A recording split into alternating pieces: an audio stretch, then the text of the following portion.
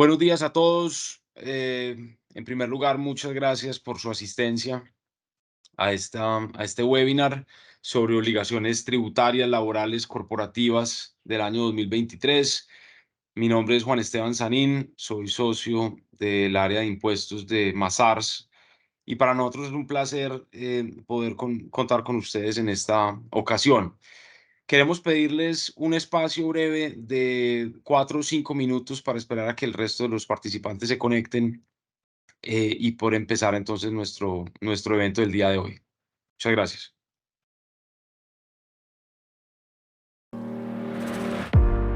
Mazars is a leading international audit, tax, and advisory firm.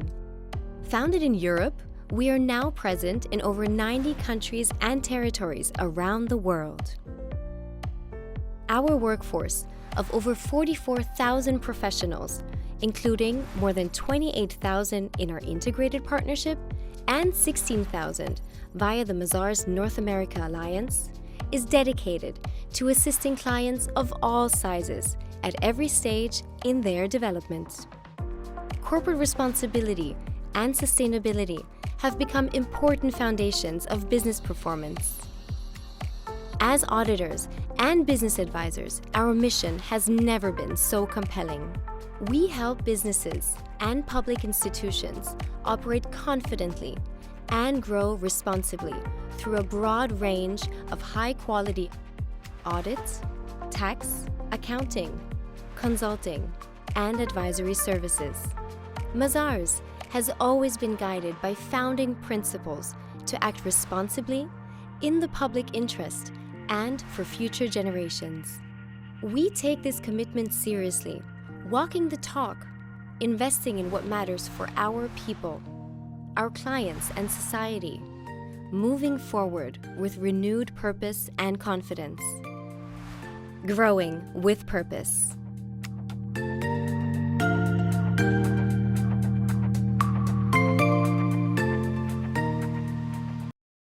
Bueno, nuevamente muy buenos días a todos. Quisiera dar la bienvenida expresamente a ustedes a este webinar de obligaciones corporativas, tributarias y laborales para el año 2023, que estará a cargo de nuestras gerentes Paula Rubiano en la parte de impuestos, de nuestra gerente laboral Manuela Herrera, de nuestra gerente de asuntos corporativos y legales Ángela Hoyos y también de nuestra gerente de asuntos corporativos, perdón, corporativos y laborales, Claudia Tatiana Suárez.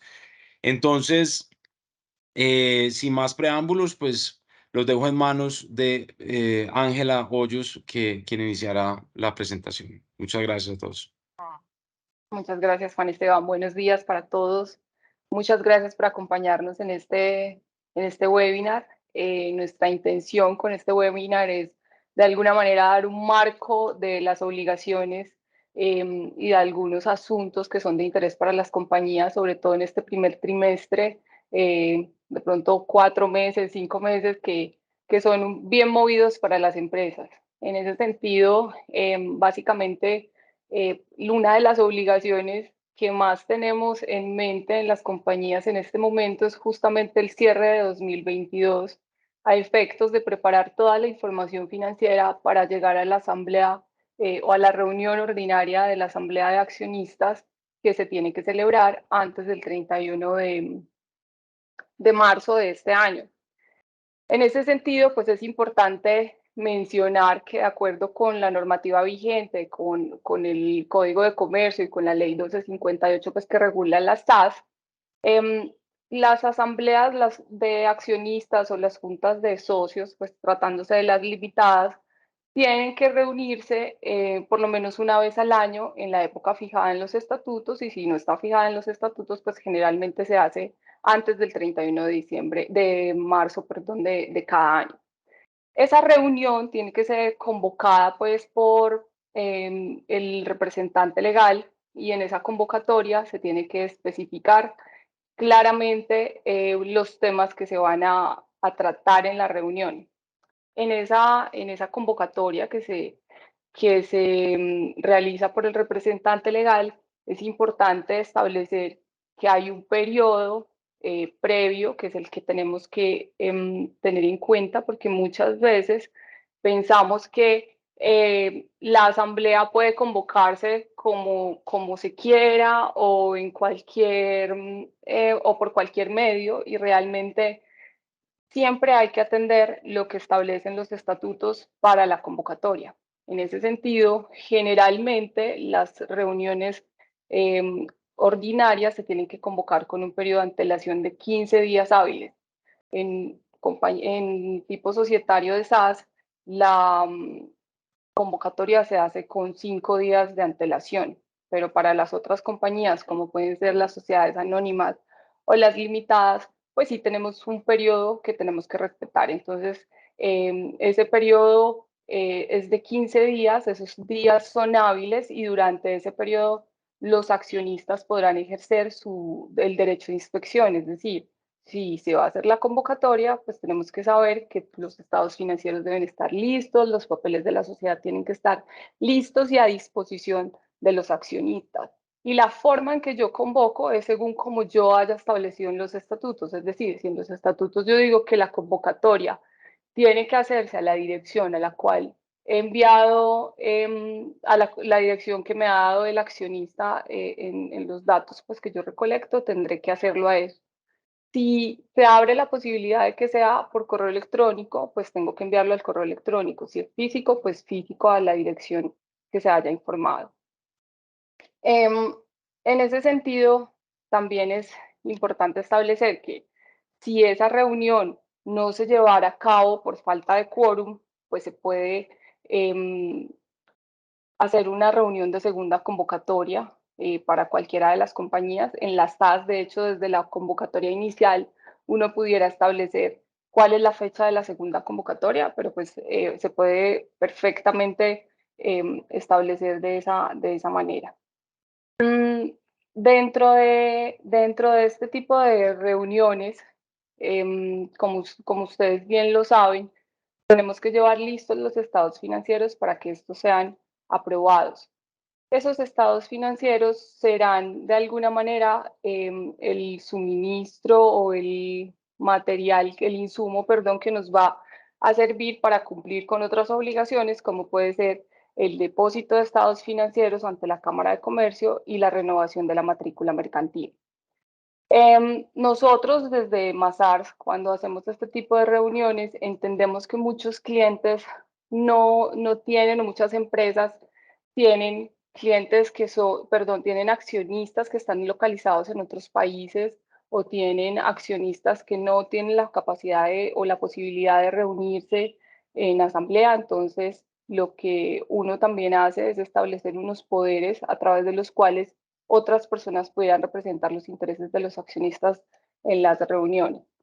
Entonces, sobre el depósito de estados financieros, es importante señalar que mucha gente no sabe que las compañías tienen la obligación de depositar dentro del mes siguiente a la fecha en la cual son aprobados los estados financieros, junto con las notas y el dictamen que tenga pues del revisor fiscal si lo hubiere, tienen que depositar esos estados financieros en la Cámara de Comercio del domicilio social. Esa es una obligación que tenemos dentro del mes siguiente a la fecha en la cual son aprobados. Es decir, si aprobamos estados financieros el 31 de marzo, porque hicimos la reunión el 31 de marzo, pues tenemos hasta el 30 de abril para hacer ese depósito. Lo mismo con la renovación de la matrícula mercantil. Como todos saben, pues antes del 31 de marzo tenemos que renovar oportunamente la matrícula mercantil ante la Cámara de Comercio del domicilio social. Y para eso, pues, se liquidarán unos gastos, pues, por ese registro, que esos gastos, pues, están establecidos en el decreto 1074-2015, que fue modificado por el decreto 2260 de 2019. Si no se renueva la matrícula mercantil, uno puede hacerlo con posterioridad, ¿cierto? Si yo no lo renové antes del 31 de marzo, no significa que después no lo puedo hacer. Yo después puedo ir a renovar, solamente pues que lo estaré haciendo extemporáneamente pero sí lo puedo hacer. Lo importante es hacerlo, porque si durante 5 años yo no renuevo la matrícula mercantil, las cámaras de comercio tienen la facultad de cancelar o declarar disueltas las sociedades.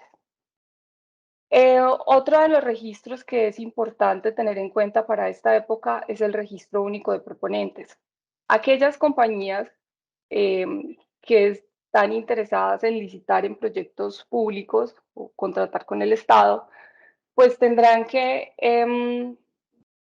registrar o renovar el registro en caso de que ya lo tengan. Tienen que anualmente cumplir con esa obligación de renovarlo. Normalmente es el 5º día hábil de abril. Este año por Semana Santa nos viene dando el 11 de abril, como está señalado pues ahí en la diapositiva. Y en caso de que no se renueve, que esto es importante que lo tengan en cuenta, la inscripción pierde todos los efectos. ¿Eso qué significa? Que yo con posterioridad no puedo venir a renovarlo, sino que tengo que hacer nuevamente la inscripción para poder volver a contratar con el Estado. ¿Podemos avanzar en la diapositiva, por favor? Bueno.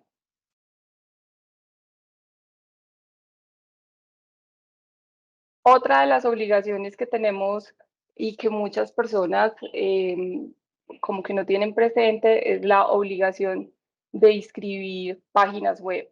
Esta normita de la inscripción de páginas web es una normita que viene de hace mucho tiempo y básicamente lo que dice es que están en obligación de inscribirse en el registro mercantil las páginas web o los sitios de internet de origen colombiano que desarrollen directamente su actividad económica, bien sea comercial, financiera, de prestación de servicios, a través de una página web o de un sitio en internet.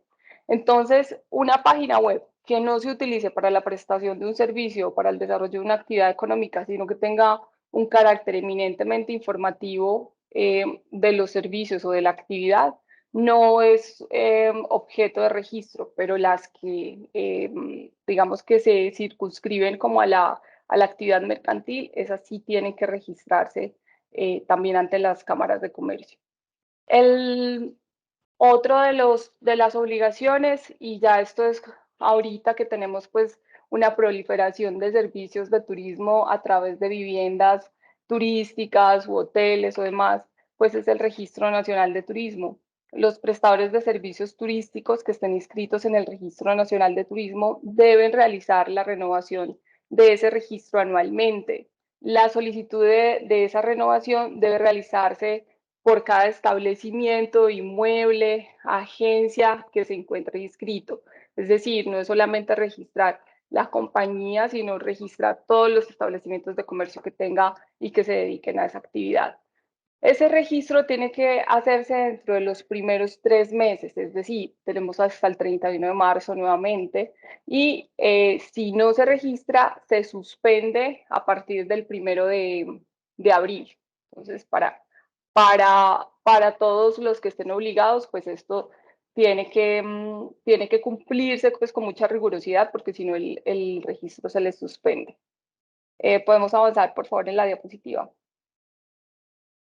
Ahí, de pronto, antes de continuar, para complementar un poco a Ángela, es importante que sepamos que el no renovar el Registro Nacional de Turismo implica también una sanción que en este momento asciende a aproximadamente 1.060.000 pesos y también va a implicar que pues a partir del 1 de abril pues ustedes tengan la obligación para poder renovarlo pues de pagar esta multa.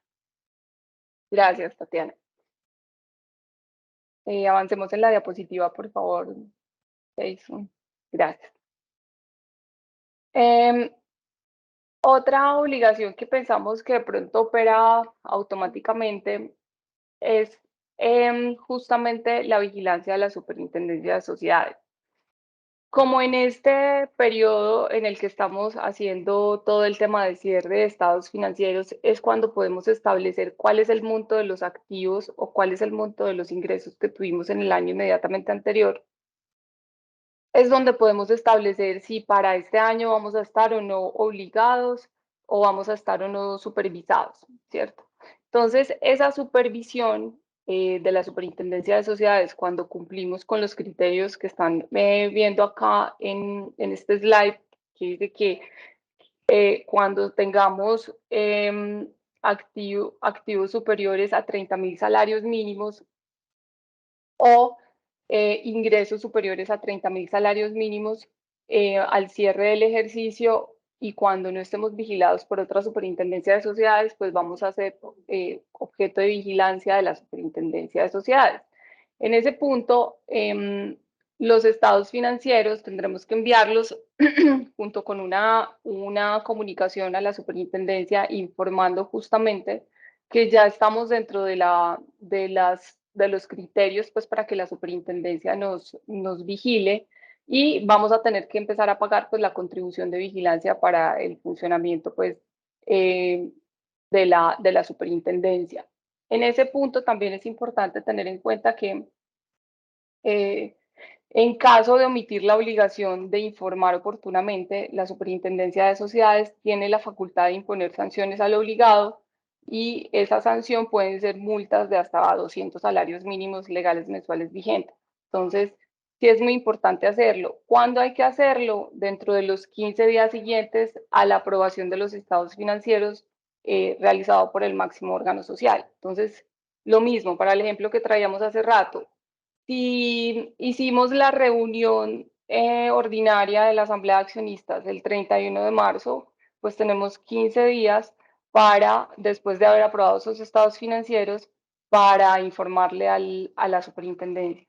Ahí es importante tener en cuenta algo, y es que hay algunas sociedades que puede ser que pues, no aprobaron los estados financieros por alguna razón y tienen que volverse a transmitir, o hay algún asunto que aclarar, suspenden la asamblea o la retoman en una reunión extraordinaria, pues aun cuando se hayan aprobado en una reunión extraordinaria, pues a partir de ahí contaremos los 15 días para hacer ese registro.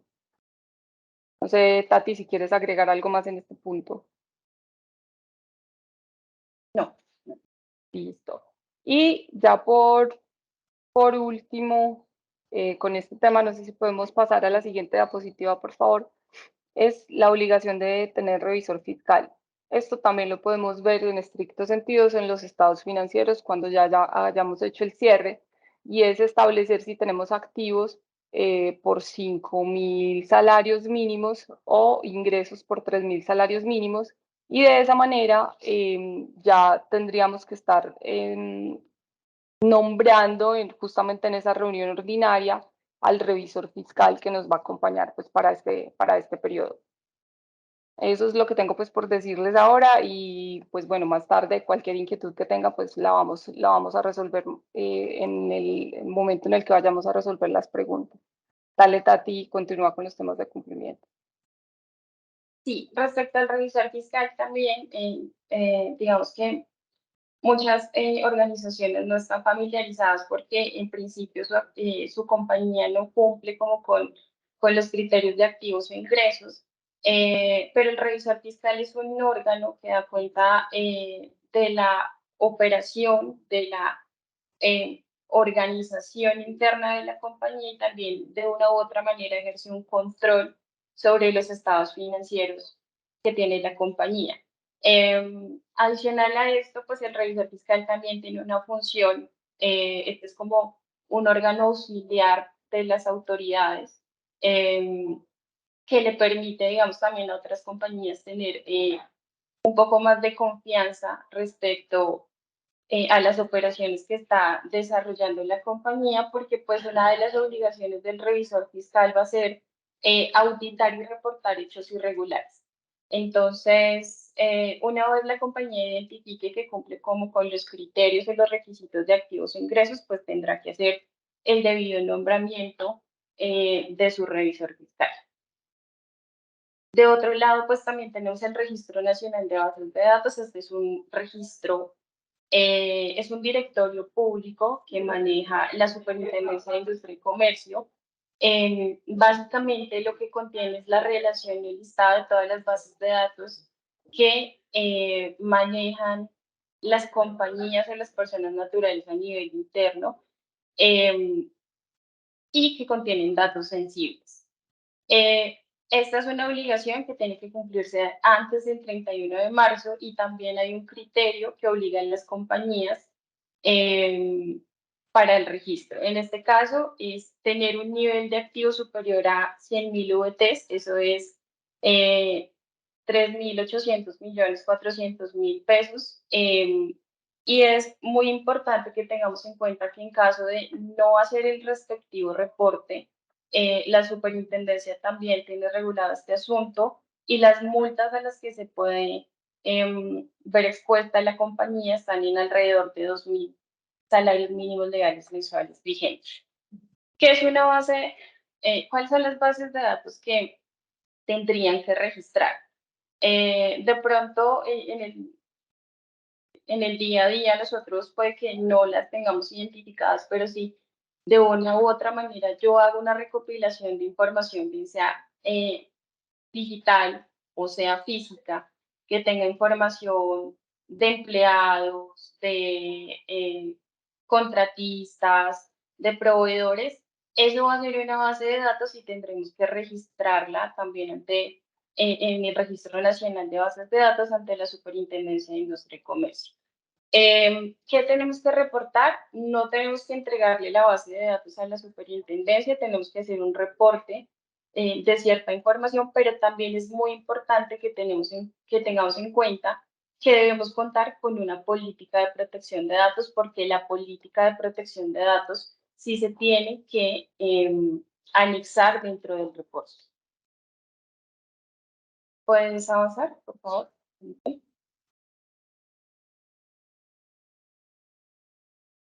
De otro lado, dentro de las obligaciones que tienen las compañías, tenemos el sistema de autocontrol y gestión para el riesgo, para la administración del riesgo integral de lavado de activos y financiación del terrorismo.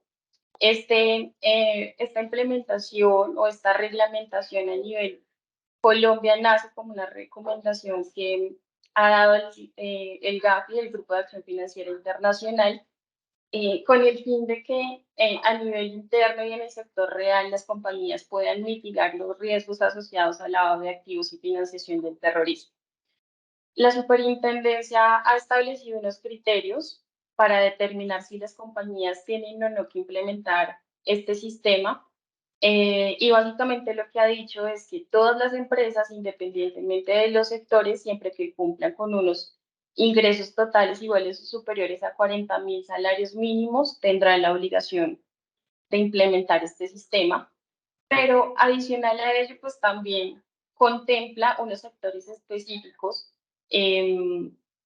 donde se han materializado un poco más los temas relacionados con lavado de activos o financiación del terrorismo.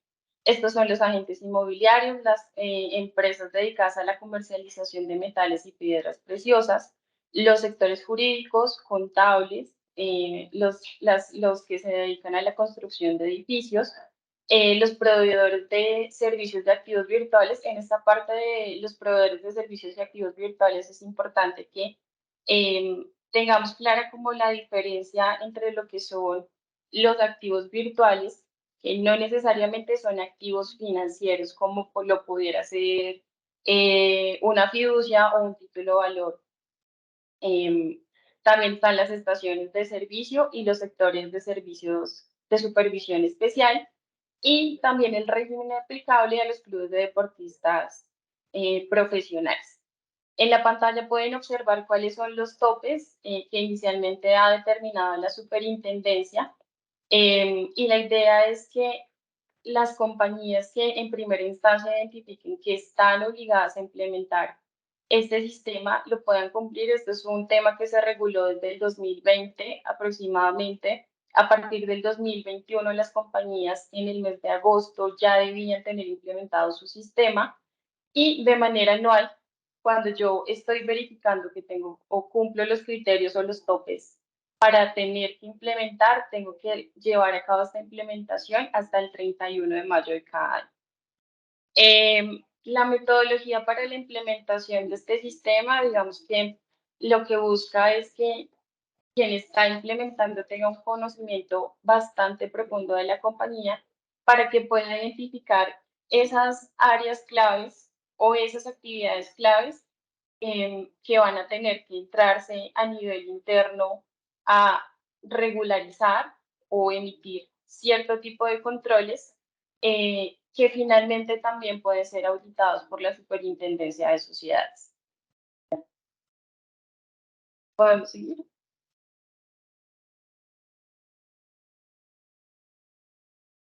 Con la implementación o con la regulación del SAGRILAB, la superintendencia también tuvo en cuenta sectores significativos de alto nivel de riesgo y para ello no solamente reguló el SAGRILAB, sino también reguló el régimen de medidas mínimas. Este régimen de medidas mínimas, digamos que no es tan riguroso como el SAGRILAB, digamos, el SAGRILAB tiene un oficial de cumplimiento y está en cabeza de este oficial de cumplimiento. Toda la implementación o todo lo que es la gestión de los controles a nivel de riesgo. En este régimen de medidas mínimas no se requiere un oficial de cumplimiento, pero este programa sí está en cabeza del representante legal de la sociedad. Digamos que el oficial de cumplimiento para el otro programa pues va a tener una responsabilidad, en este caso será el representante legal, quien en caso de que identifique algún tipo de irregularidad, haga los reportes correspondientes ante los organismos competentes, que en este caso será la UIAF, pues digamos que el reporte ante la UIAF no exonera de responsabilidad a nuestro representante legal de llevar a cabo las correspondientes denuncias. Este régimen de medidas mínimas, digamos que está especificado para ciertas actividades y estas actividades son las de agentes inmobiliarios, los que se dedican a la comercialización de metales y piedras preciosas o las compañías que prestan servicios jurídicos y servicios contables.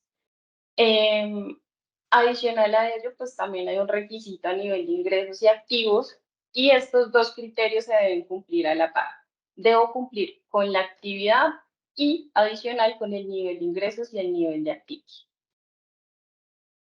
Podemos avanzar a la siguiente, por favor.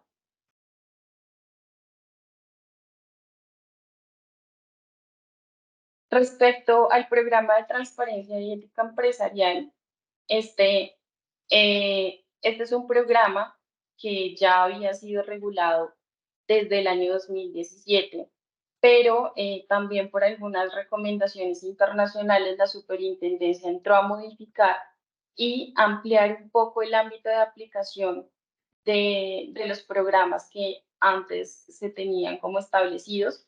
En esta ocasión, el programa de transparencia y ética empresarial, que está asociado directamente con los temas de corrupción y soborno transnacional, lo que busca es que una mayor cantidad de compañías estén comprometidas con prácticas empresariales transparentes y éticas.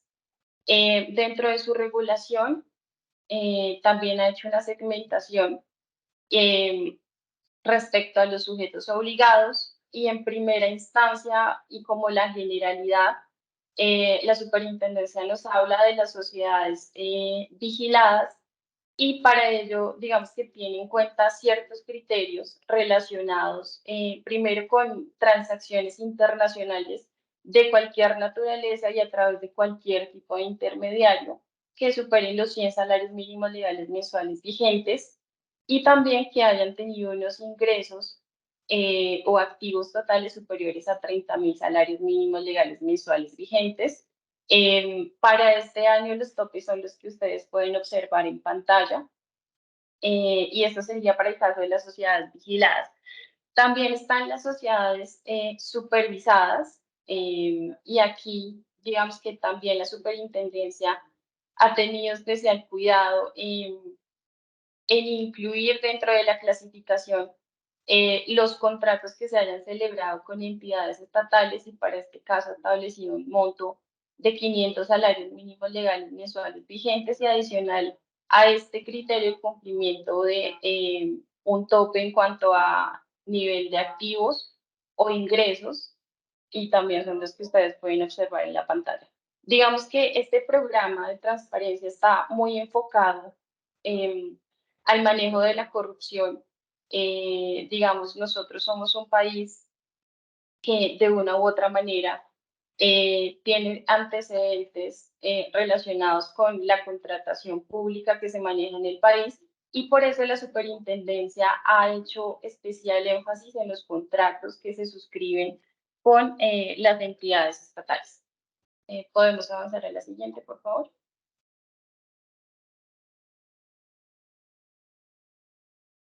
Y como último criterio, pues la superintendencia ha establecido 3 criterios. Dentro de los criterios están los 2 que ya mencionamos. Y por último tenemos 2 criterios comprendidos dentro de la generalidad de las empresas, pero asociadas con ciertos sectores de la economía. Estos sectores de la economía están especialmente regulados también porque a raíz de los análisis a nivel interno que han hecho, que se han adelantado por parte de la superintendencia y otros organismos, se ha identificado que son sectores que son un poco más propensos a manejar, digamos, el tema de corrupción y soborno transnacional. Como primer criterio, entonces, vamos a tener nuevamente la celebración de contratos estatales de manera individual o conjunta que superen los 500 salarios mínimos legales mensuales vigentes y adicional que pertenezca a los sectores que aparecen en las diapositivas. Dentro de estos sectores tenemos el sector farmacéutico, y dentro de este también, digamos que contempla ciertas actividades mercantiles con los códigos. La superintendencia ha especificado las actividades o los códigos SIU que tendrían que entrarse a analizar para verificar si deben o no implementar su programa de transparencia. Y en este caso también ha disminuido un poco el rango de lo que son los ingresos o los activos que tiene que tener una compañía. En este último ítem o en este último criterio es muy importante que tengamos en cuenta que se debe cumplir tanto con el monto de ingresos por concepto de contratos estatales y por los criterios, los 2 criterios que contiene relacionados con el tipo de sector. En este caso, pues estamos viendo el sector farmacéutico. ¿Podemos avanzar, por favor? Pero, como les mencionaba, también tenemos el sector de infraestructura y construcción, sector manufacturero, el sector minero energético. La siguiente.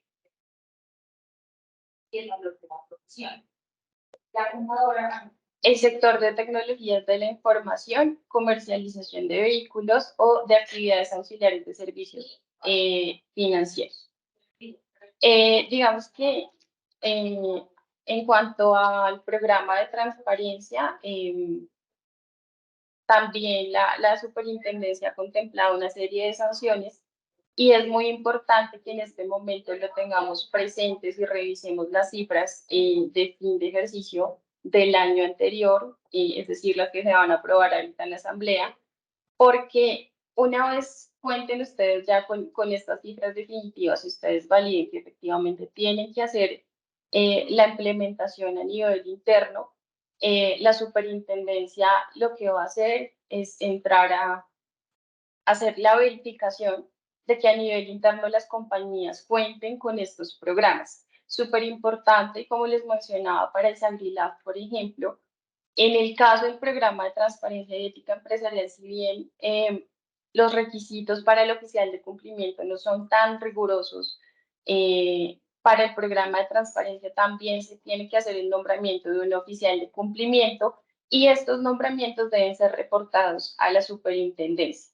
Entonces, digamos que el hecho de que la superintendencia identifique que ustedes son una compañía obligada, que no están, digamos, cumpliendo con la implementación y que tampoco han hecho el reporte de su oficial de cumplimiento, pues van a ser bases para que la superintendencia los pueda sancionar. Este programa de transparencia, digamos que también es súper importante porque los revisores fiscales tienen la obligación de manifestarse dentro de su opinión respecto al estado del cumplimiento de estas obligaciones asociadas al programa de transparencia. Podemos avanzar, por favor.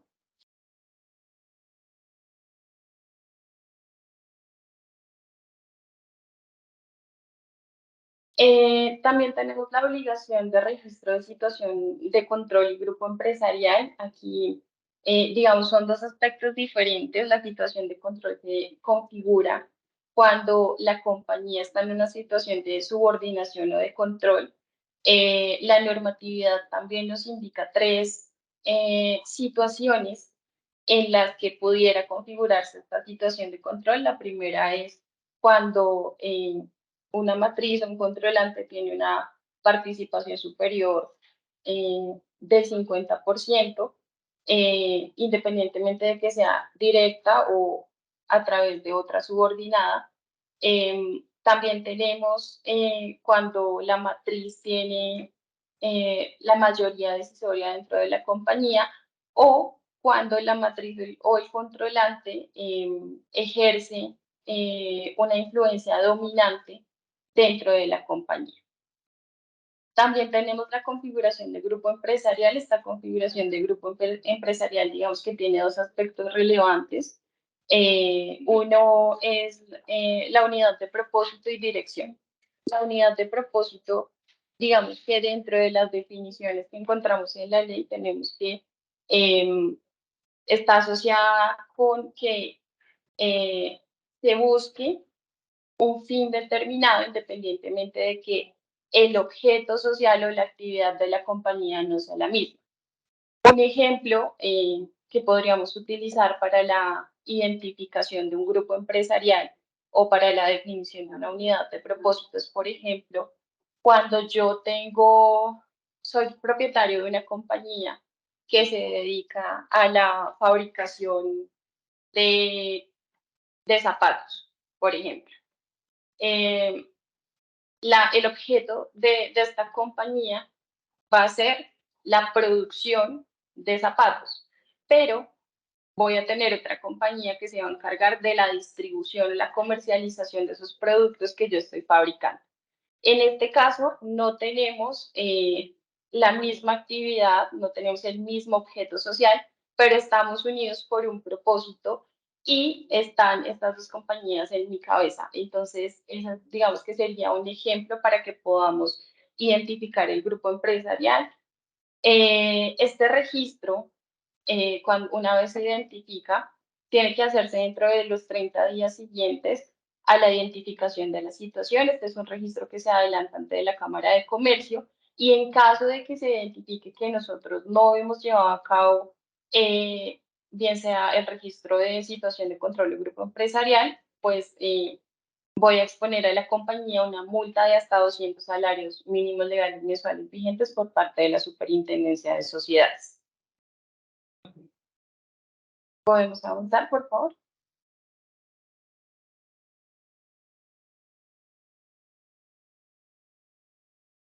Por último, tenemos el informe 42. Este informe 42 de prácticas empresariales es un informe que se tiene que presentar ante la Superintendencia de Sociedades y básicamente lo que busca es que las empresas que tienen esta obligación les presenten la información actualizada a la Superintendencia respecto a la administración o la estructura interna de la compañía. Hay unas empresas o entidades que la ley contempla como exentas de este reporte, que son las que ustedes encuentran en pantalla, pero también tenemos unos plazos donde se tiene que presentar el reporte. Es súper importante que si todavía no tienen conocimiento de la obligación de presentar este reporte, puedan ir a la página web de la superintendencia y verifiquen si se encuentran obligados o no. Igual también pueden comunicarse con nosotros. Nosotros con mucho gusto los podemos apoyar con esa verificación. Y las obligaciones para presentar este reporte son ahorita en mayo y pues también dependen de los últimos 2 dígitos del NIE. Dentro de esta presentación no tenemos contemplados 2 informes, uno es el informe 50 y el otro es el informe 52. El informe 50 está asociado al estatus de SagriLab, o sea, los temas asociados al lavado de activos y financiación del terrorismo. Y tenemos el informe 52, que está asociado al estatus de la implementación del programa de transparencia y ética empresarial. Estos dos informes no están dentro de la presentación porque la superintendencia por el momento no ha emitido las fechas. Ellos también emiten un calendario donde establecen los plazos, tal como lo ha establecido de manera previa para el informe 42, pero pues también los invitamos a estar pendientes de nuestras redes sociales. Una vez la superintendencia haga la comunicación oficial de los plazos para la implementación, nosotros estaremos compartiendo las fechas para que ustedes puedan estar informados respecto a los vencimientos de estas obligaciones.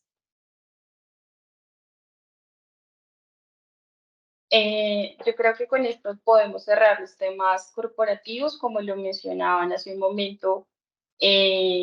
Al final vamos a tener un espacio para contestar algunas de las preguntas que se han estado formulando y en ese sentido le doy paso a Paula Rubiano para que nos hable un poco de las obligaciones tributarias. Vale, gracias, Tatiana. Bueno, buenos días a todos. Este espacio va a ser enfocado en esos aspectos tributarios importantes que todas las personas jurídicas deberán tener en cuenta para el año 2023. Digamos que también es una aproximación o mostrar generalidades desde la perspectiva de la reforma que se presentó y pues que ya empieza a estar vigente y empieza a regir a partir de este año. Son aspectos que las personas jurídicas principalmente deben tener en cuenta y empezamos, digamos, con el impuesto sobre la renta, que claramente las personas jurídicas contribuyentes del impuesto pues van a tener que presentar la declaración del impuesto sobre la renta, sobre la tarifa del 35%, digamos que no cambió. Hay una obligación de la inscripción en el registro único de beneficiarios finales, el que se abrevia en RUP. Esta obligación es súper importante, digamos que es una obligación a nivel formal en el entendido que se ha creado entre las diferentes jurisdicciones ese intercambio de información, donde Colombia hace parte de varios tratados donde se compromete a hacer este tipo de intercambio de información entre diferentes jurisdicciones para identificar ese beneficiario final de las compañías e identificar esas personas naturales que reciben utilidades o que reciben participación de las compañías colombianas. Entonces es muy importante que todas las compañías, todas, absolutamente todas, las entidades nacionales, con o sin ánimo de lucro, establecimientos permanentes y estructuras sin personería jurídica, presenten esta obligación formal. Esto se hace en el RUT, eso es actualizar y registrar el beneficiario final después de hacer toda una debida diligencia en donde por medio de documentos, por medio de preguntas, por medio de la evaluación de la compañía como tal, se identifica a ese o esos beneficiarios finales y los registro en el RUT de la compañía. Esto lo tienen que hacer las compañías antes del 31 de julio de 2023. Nosotros en Mazars hacemos esa debida diligencia, hacemos toda esa solicitud de información para poder identificar de una forma correcta y que la compañía tenga ese defense file en caso tal de que alguna administración tributaria, ya sea nacional o internacional, haga cuestionamientos sobre la identificación del beneficiario final. Esto siempre va a recaer en personas naturales, entonces por más de que sean estructuras de grupos empresariales, hayan fondos de inversión y demás, siempre al final se va a tener que identificar una persona natural. Hay unas normas específicas o hay unas reglas específicas para identificar a estas personas. Entonces, pues, si todavía aún no han cumplido con esta obligación, súper importante que lo empiecen a hacer desde diciembre se ha corrido el plazo y a la fecha vamos al 31 de julio de 2023, pero pues ya va a llegar el punto en el que la administración diga, bueno, hasta acá nomás y seguramente a partir de ese momento va a empezar a revisar todos aquellos RUTs que no tengan esa inscripción de beneficiario final. Entonces, importante que todos lo hagan, que hagan esa debida diligencia pues muy bien hecha para evitar cuestionamientos por parte de la administración tributaria en caso tal de que todavía no lo hayan hecho. Mazars los puede ayudar con esta labor. Em, Otra modificación o algo que se debe tener en cuenta para este año también es ese descuento del ICA. Antes, digamos que se podía, los contribuyentes del impuesto sobre la renta se podían descontar el 50% del impuesto de industria y comercio, pero con esta nueva reforma, em, pues solamente va a dar lugar a deducir el 50% a deducírselo, no a descontarse. Los dividendos ha causado mucha polémica, muchas preguntas con esta entrada en vigencia de esta reforma, de esta ley 2277. Y acá, pues lo que pasa es que se incrementa la tarifa del 7.5 al 10% de la retención a las sociedades nacionales en la primera distribución trasladable al accionista persona natural. Esta es cuando se distribuyen esas utilidades em, que no fueron grabadas en cabeza de la sociedad, es decir, que son ingresos no constitutivos de renta ni ganancia ocasional.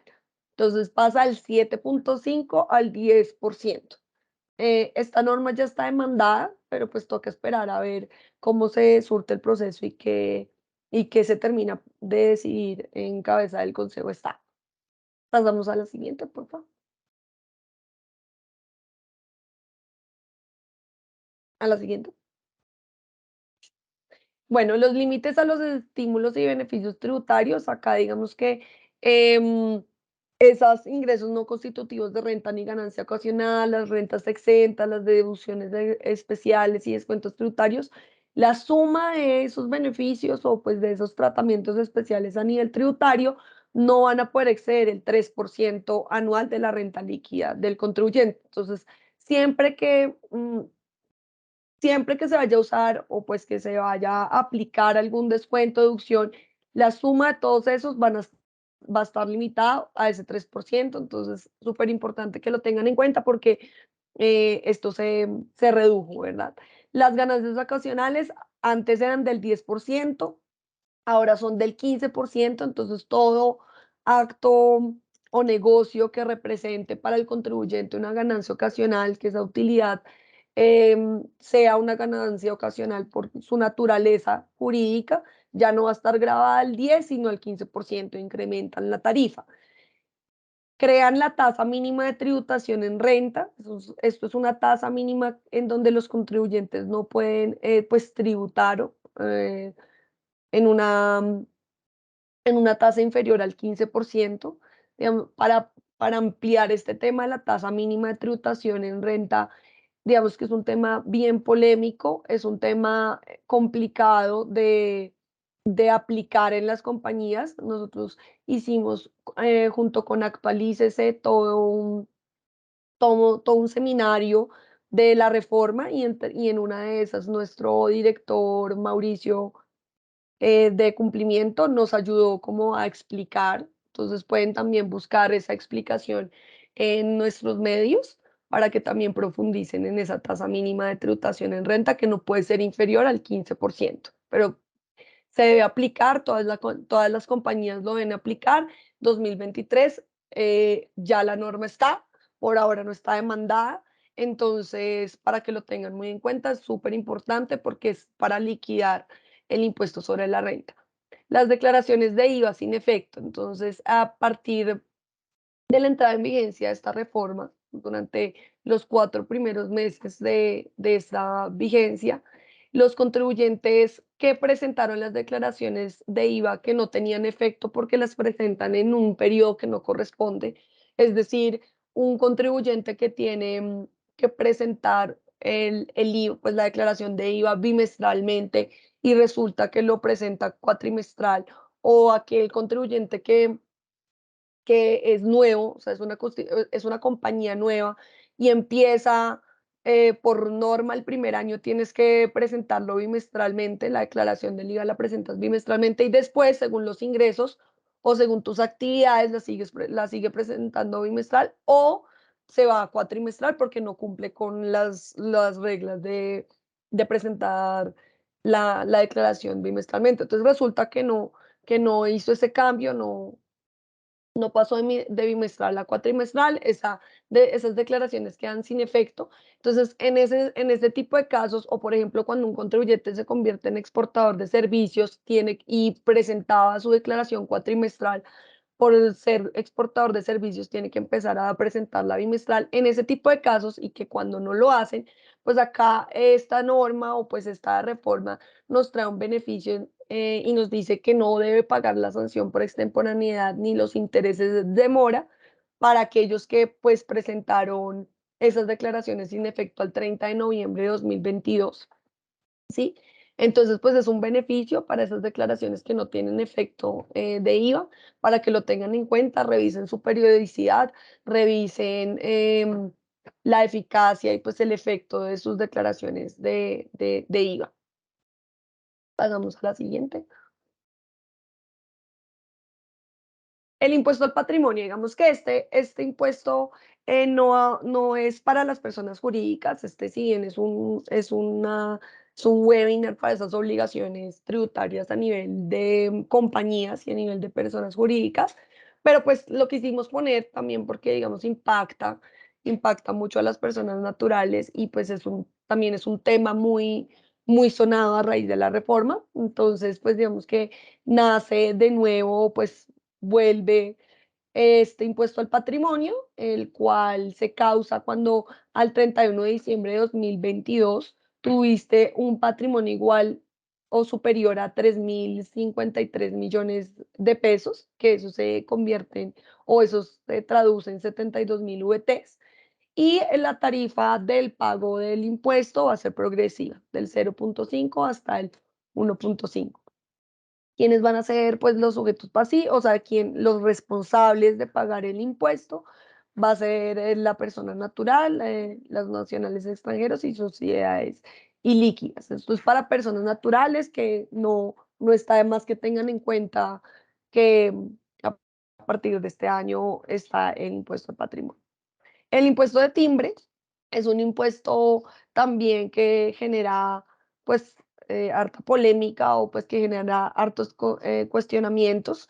Este impuesto de timbre también ya fue mandado. De hecho, nuestro socio Juan Esteban Sanín junto con nuestro abogado José Ramírez demandaron este impuesto del timbre, porque resulta que este impuesto se causa cuando los documentos, cualquier documento se le ve a escritura pública. Entonces, digamos que siempre que haya un acto que tenga que elevarse a escritura pública, tratándose pues de enajenación de cualquier tipo de bien inmueble que sea superior a 20.000 VTs, o sea, 848 millones de pesos, pues va a tener que pagar el impuesto de timbre, aparte del impuesto de registro. Entonces, digamos que este tipo de operaciones, esa compraventa de inmuebles superiores a 848 millones, va a estar ahora grabada con este impuesto de timbre. Va a ser a una tarifa progresiva. Entonces digamos que empieza con 848 al 1.5, y en la medida en la que vaya aumentando, pues va a llegar hasta la tarifa del 3%. Entonces, para que tengan en cuenta que las operaciones de este tipo van a estar ahora grabadas con el impuesto de timbre. Una tarifa especial para los usuarios de zona franca. Normalmente los usuarios de zona franca tienen la tarifa preferencial del impuesto sobre la renta del 20%, ¿sí? Pero ahora con esta reforma, establecen que estos usuarios de zona franca solamente van a tener esta tarifa preferencial sobre las actividades de exportación. Tienen que tener un proyecto de exportación, tienen que, solamente los ingresos derivados de las actividades de exportación van a tener esa tarifa del 20%, y aquellos ingresos que no tengan que ver o que no estén directamente relacionados o pues relacionados con la exportación, van a estar a la tarifa general del 35%. Entonces, esto pues es un impacto también a los usuarios de zona franca.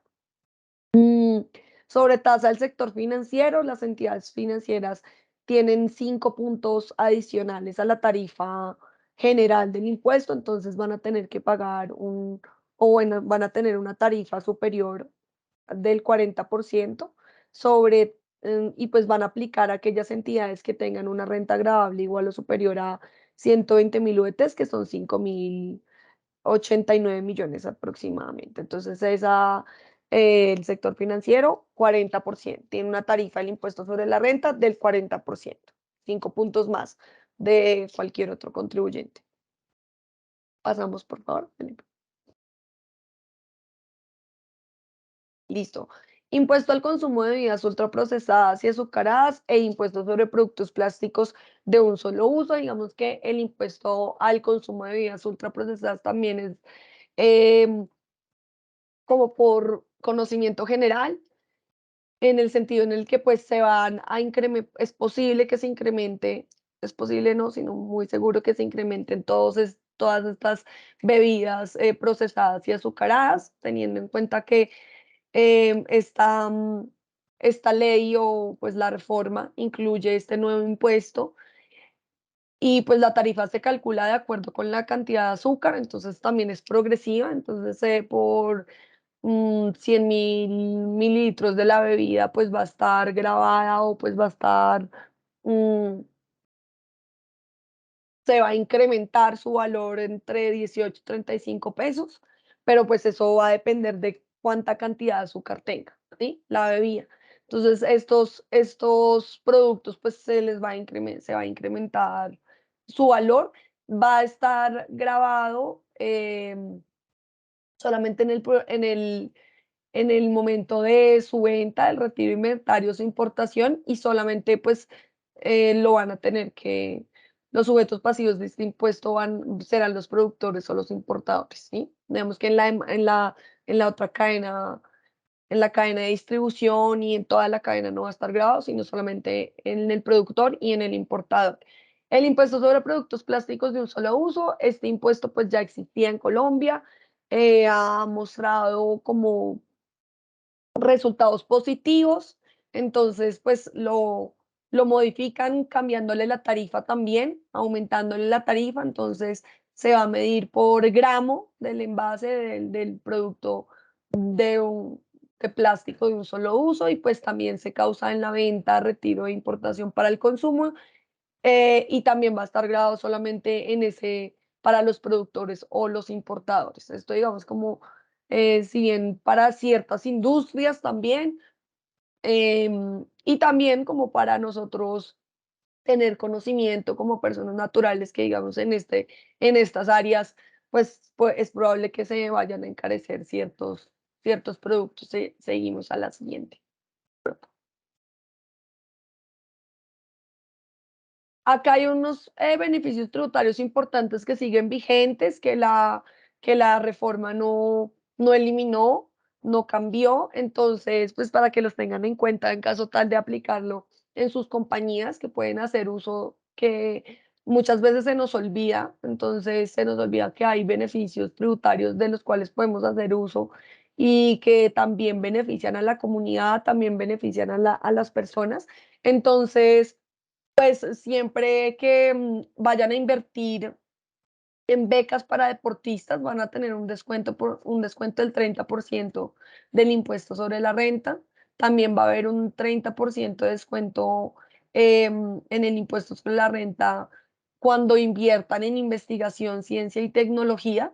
Entonces, esas inversiones pues se van, digamos que esto tiene todo un proceso de aceptación y de poder utilizar el beneficio, pero cuando tengan proyectos de investigación, ciencia y tecnología, pues que no se les vaya a pasar ese beneficio tributario que todavía existe. También existe aún el beneficio del primer empleo. Entonces, cuando ustedes contratan por primera vez a una persona, también va a haber un beneficio tributario importante que las compañías no tienen en cuenta. O sea, realmente les decimos que se les olvida, se les olvida cómo discriminar a esas personas que están entrando y al mundo laboral y que a nivel tributario pues un beneficio tributario en ese sentido. También hay un incentivo a la generación de nuevos empleos, que es que el gobierno pues tienen un aporte estatal del 25% de un salario mínimo por cada empleado nuevo entre 18 y 28 años, ¿sí? Entonces, cuando es mujer, entonces dan un 15% por cada empleada mujer adicional contratada, que venga hasta 3 salarios mínimos. También va a haber un aporte del 10%, pues, de un salario mínimo si ese nuevo empleado es un hombre. Y este incentivo va hasta agosto de 2023. Entonces, y hay un máximo de 12 pagos por empleado.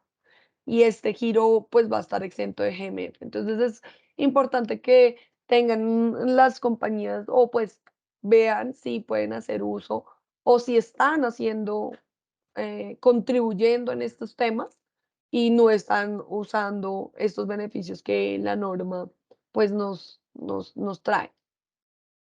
Seguimos a la siguiente.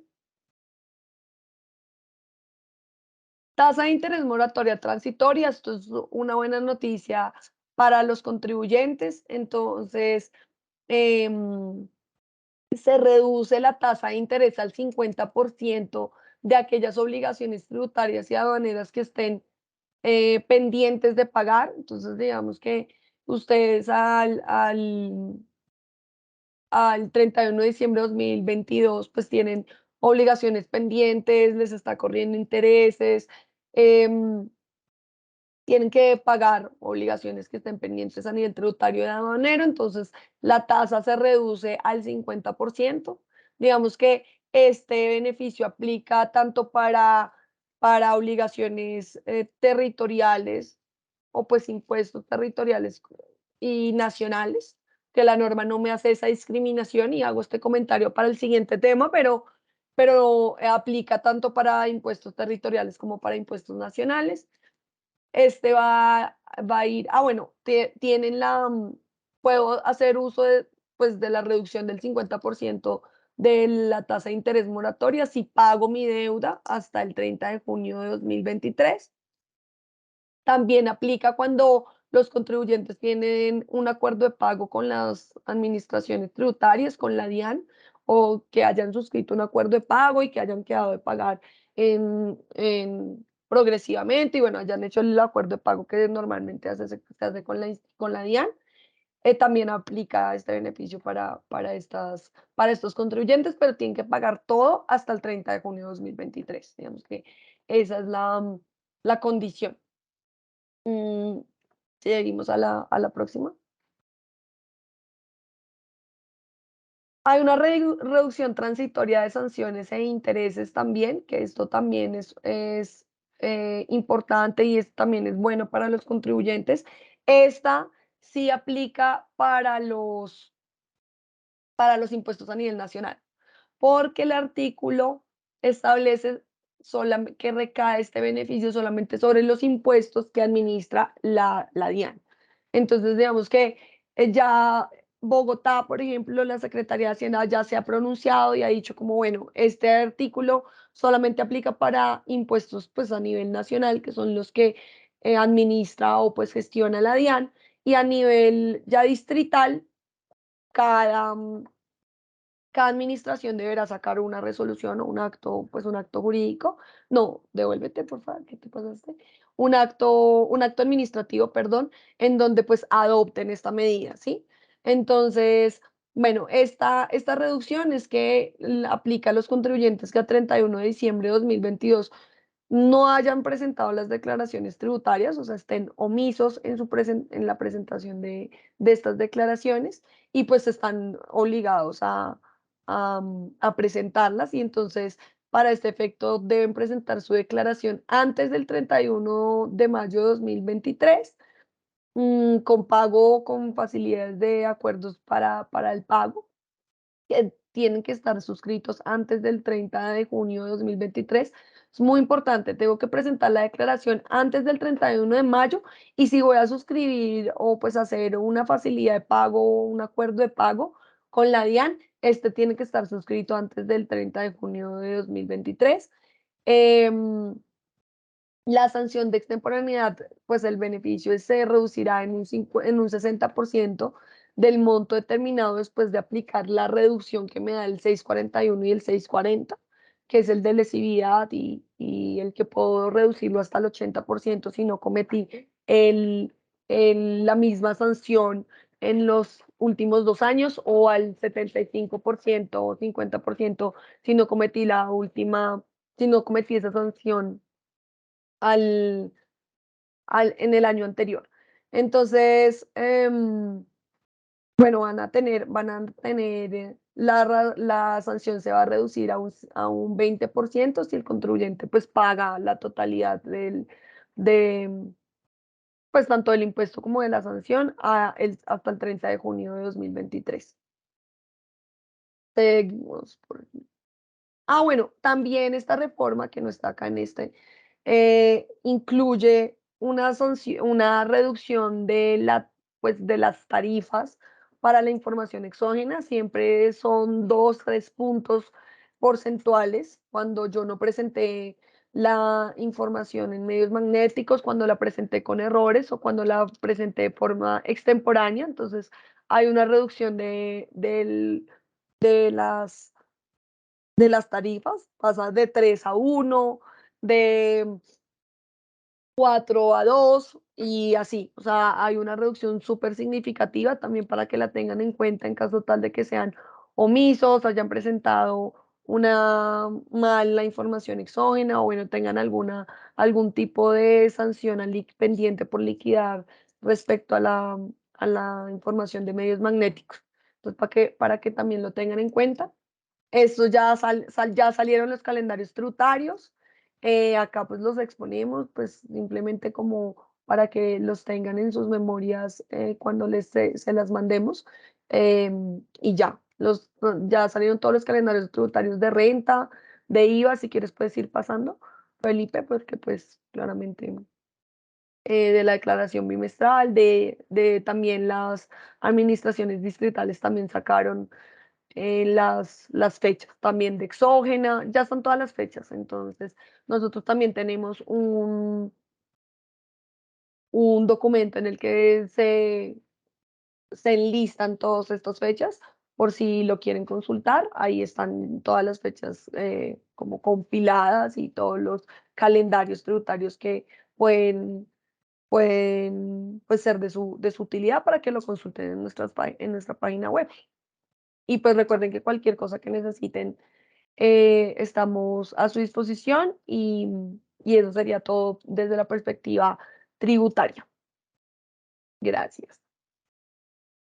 Bueno, gracias Paula por las actualizaciones en materia tributaria. Seguimos entonces con las actualizaciones y obligaciones laborales en 2023. Inicialmente quisiera precisar que mucho se ha hablado de la reforma laboral, del estatuto laboral que se viene. Sin embargo, la idea de este webinar es fijar las obligaciones y pues dar a conocer las obligaciones que actualmente sí son obligatorias. Al final vamos a hablar en una diapositiva general sobre algunas modificaciones que trajo el borrador de la reforma laboral, pero sí quiero precisar que sigue siendo un borrador y que por tanto no son como tal obligaciones formales, por así decirlo, actualmente en Colombia. Entonces empecemos con la primera modificación para el 2023, que tiene que ver con el incremento del salario mínimo y el auxilio legal de transporte. Entonces, como muchos ya saben, para este año 2023 el salario mínimo se fijó en 1.160.000 pesos y el auxilio de transporte se fijó en 140.606 pesos. Importante es que el auxilio de transporte solo se debe otorgar a aquellos trabajadores que deben hasta 2 salarios mínimos, salvo, por ejemplo, en algunas excepciones donde el empleador es quien suministra el transporte de ida y regreso importante desde la casa del trabajador. Es decir, si el trabajador vive cerca al punto de encuentro de la ruta del trabajo, igual tiene derecho al auxilio de transporte.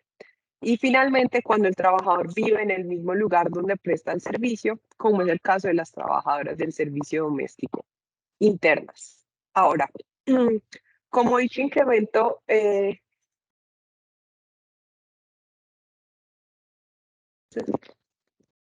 Aló. Ahí me escuchan mejor, qué pena, me están avisando que se escucha regular. Ahí ya te escuchamos Bueno, bien. listo, muchas gracias.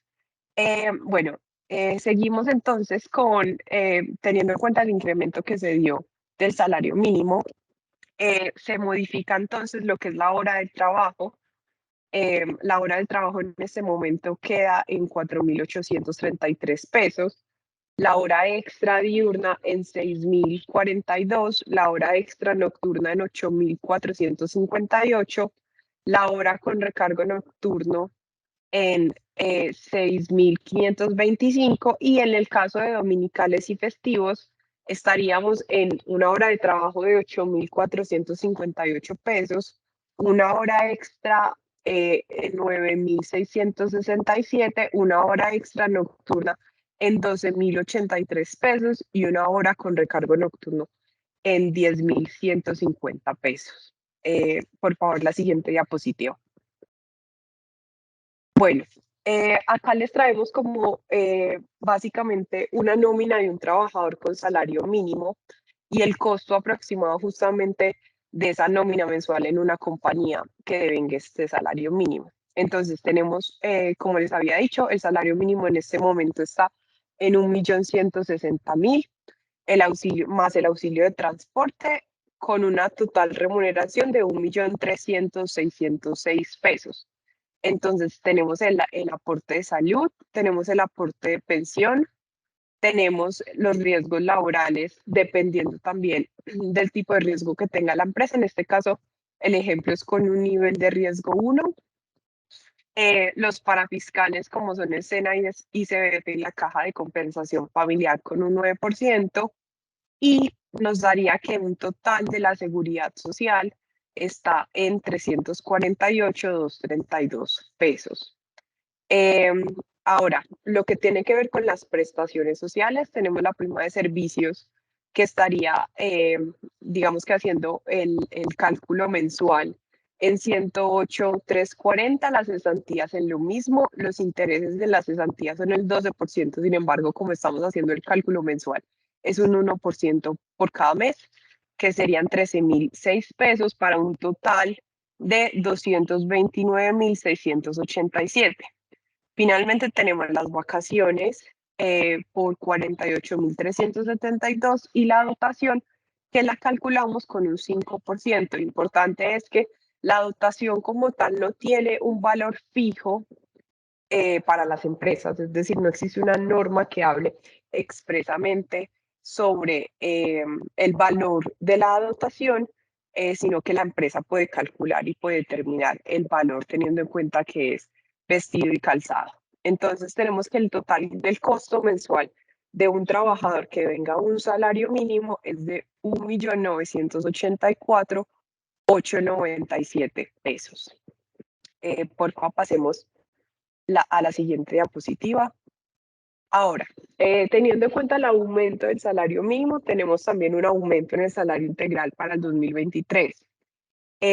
Como muchos ya saben, el valor del salario integral es de 13 salarios mínimos. En ese caso, tendríamos un salario integral de no menos de 15.080.000 pesos, de los cuales 11.600.000 corresponden al factor salarial sobre el cual se hacen los aportes a seguridad social, y tenemos un valor de 3.480.000 que sería el factor prestacional. Entonces, conforme a esto, el siguiente es digamos que un aproximado de la nómina mensual de un valor de un trabajador que devenga un salario integral para el 2023. Entonces, tenemos el valor de salario integral más el auxilio, pues digamos que en el auxilio de transporte no aplicaría, a no ser de que sí lo tenga como un auxilio extralegal la empresa.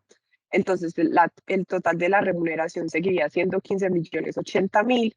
Tenemos los aportes a salud, pensión, riesgos para fiscales y fondo de solidaridad, teniendo en cuenta que supera el tope, y para un total de 3.274.471 pesos. Y tenemos el tema de las prestaciones sociales, que como bien saben, el salario integral lo que permite es justamente incluir esas prestaciones sociales dentro del factor que se paga mensual, entonces estaríamos en un, pues digamos que en un valor cero para el pago de las prestaciones sociales, excepto las vacaciones, que esas sí se deben pagar sobre un 4,17% mensual, que serían 628,836 y no tendrían derecho a la dotación. Entonces, el total del costo mensual aproximado para un trabajador que venga un salario integral para el 2023 estaría en 18.983.307 pesos. Siguiente diapositiva, por favor.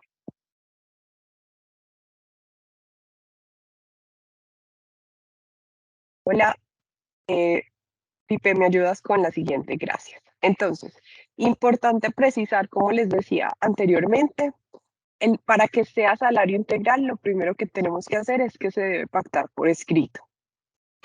Lo segundo es que no puede ser inferior a 10 salarios mínimos más el factor prestacional, que no puede ser inferior al 30%, entonces por eso hablamos de que no puede ser inferior a 13 salarios mínimos. También, como les decía, no solo retribuye el trabajo ordinario, sino que también se retribuye lo que es las prestaciones sociales, los recargos y los beneficios, tales como el trabajo nocturno, extraordinario, dominical, y en general todas las que, digamos que las partes incluyan dentro de ese salario integral, exceptuando las vacaciones. Y finalmente, como también les había indicado en la diapositiva anterior, los aportes a seguridad social se calculan sobre el 70% del total del salario integral. Pasemos, por favor, a la siguiente diapositiva. Bueno, ahora, uno de los, digamos que los cambios más grandes que se viene para este 2023 es la reducción de la jornada laboral. Entonces, desde el 2021 sabíamos con la expedición de la ley 2101 que se venía la reducción de la jornada laboral desde el 2023. ¿Qué pasa? Esta reducción de la jornada laboral se pactó en la ley de una forma paulatina para que llegáramos a las 42 horas en el año 2026. Entonces acá les traemos como una tabla explicativa de esa reducción paulatina que va a haber. Tenemos que hasta el 14 de julio del 2023, es decir, que a partir del 15 de julio de este año, tenemos que reducir la jornada laboral una hora. La jornada laboral, digamos que semanal, que estaba en 48 horas, pasan a ser 47 horas semanales. Importante aquí precisar, y es que esa disminución como tal, la empresa la puede determinar, por ejemplo, si quiere disminuir la hora total en un día específico de la jornada, o si quiere disminuir en minutos la jornada diariamente. Entonces, como tal, se le da la libertad a las empresas de realizar esa reducción digamos que de la jornada laboral, no necesariamente en un día específico, sino que también se puede reducir la jornada, digamos que esa hora dividida en los días laborales que tienen dentro de la empresa. Entonces, tenemos que para el 2024 se reduciría la jornada a 46 horas semanales. Esto es también a partir del 15 de julio del 2024. ¿Por qué el 15 de julio? Bueno, hay muchos clientes que hacen esta pregunta, ¿por qué a partir del 15 de julio? Digamos que eso se hace es porque como la ley salió el 15 de julio y la ley indicó que esa reducción iba a partir de su vigencia, entonces por eso es que tomamos como partida esta fecha para obligación de la reducción.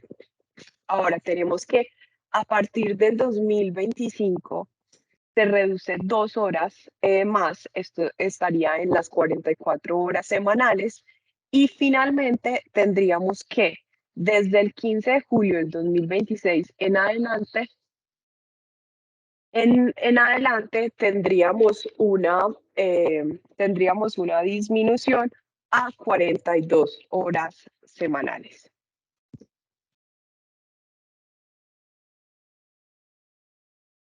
Entonces, digamos,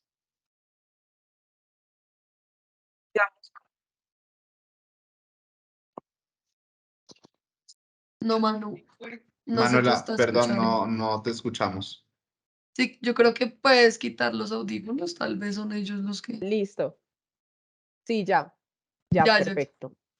Listo, entonces, unos aspectos adicionales a tener en cuenta de esta reducción de la jornada laboral serían los siguientes. Los empleadores pueden implementar voluntariamente de manera anticipada esa disminución total de 42 horas semanales, es decir, pueden no hacerlo paulatino como la norma lo trae, sino que lo hagan de forma inmediata y que, pues importante, y es que esa reducción no puede implicar la reducción de la remuneración salarial ni prestacional, ni tampoco el valor de la hora ordinaria de trabajo. Entonces, por ejemplo, en este punto es muy importante porque hay muchas empresas que lo olvidan, y es que cuando yo ya tenga esa disminución de la jornada, voy a dividir el salario dentro de, ya digamos que no lo dividiríamos en las 48 horas, sino que lo dividimos en las 47 o 46, 44, 42, y por lo tanto tendríamos que el valor de la hora de los trabajadores se aumenta, ¿cierto? Y al aumentarse justamente implica que todos los recargos y demás también aumentarían. Esto, reitero, teniendo en cuenta que no puede haber disminución de la remuneración salarial por esta disminución de la jornada laboral. Ahora, en cuanto a la jornada máxima diaria, se tiene que la norma no dispuso nada al respecto, solo se indicó lo que yo les decía anteriormente, que la jornada se iba a disminuir a 42 horas y que podría ser distribuida en 5 o 6 días a la semana. Obviamente también tenemos la jornada laboral por turnos, que también puede implicar trabajos en domingo y festivos, y por lo cual la jornada máxima diaria dependerá de la forma en la cual se distribuya justamente la jornada semanal, respetando justamente el trabajo suplementario y las horas extras cuando haya lugar. Y es importante, finalmente, una vez implementada la jornada de las 42 horas semanales, el empleador ya se va a encontrar exonerado de lo que llamamos comúnmente como el Día de la Familia, que es una jornada semestral para el trabajador, y la otra obligación a la que se va a encontrar exonerado es a la dedicación exclusiva de las actividades recreativas, culturales y deportivas, de las cuales se refiere el artículo 21 de la Ley 50. Entonces, teniendo en cuenta esta disminución, cuando ya estemos en el 2026 o cuando la empresa se acoja anticipadamente a esta disminución a las 42 horas, ya no estaría en la obligación de otorgar estas dos jornadas que actualmente son una obligación para los empleadores. Por favor, a la siguiente diapositiva, Jorge. Listo. Hay otra obligación para este 2023 porque es una obligación anual en materia laboral, y es el registro anual de autoevaluaciones de estándares mínimos y planes de mejoramiento del sistema de gestión y salud en el trabajo. Entonces, se tiene que desde la circular 82 de diciembre del 2022, el Ministerio definió tanto para que las empresas públicas y privadas registraran un reporte anual de autoevaluaciones de estándares mínimos del sistema de gestión de seguridad y salud en el trabajo, teniendo en cuenta también el plan de mejora del sistema de gestión, conforme a lo establecido también en la resolución que se dio en el 2019. Este registro se presenta ante una página específica que sacó el Ministerio de Trabajo, y esta se llama fondo de riesgos laborales.gov.co. Entonces, en esta página es donde se realiza ese registro anual de autoevaluación, y algo muy importante que acabo de salir la semana pasada es que la circular 21 del 23 de febrero amplió el plazo máximo para registrar el reporte anual. Antes lo teníamos hasta el 28 de febrero y lo amplió hasta el 24 de marzo del 2023. Es decir, que si aún no se ha registrado esta autoevaluación de estándares mínimos, pues todavía tenemos tiempo hasta el 24 de marzo del 2023 con el fin de dar cumplimiento a esta obligación en materia laboral. Siguiente diapositiva, por favor. Ahora, les quise traer también dos obligaciones adicionales y es en el caso tal de que, digamos que las empresas tengan implementado el teletrabajo dentro de su organización. ¿Qué pasa?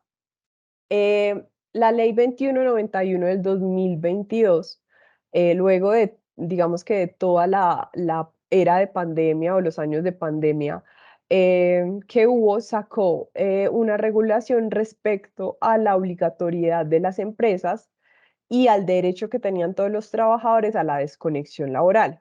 Importante, esta ley obligó a todos los empleadores a tener una política interna sobre la desconexión laboral.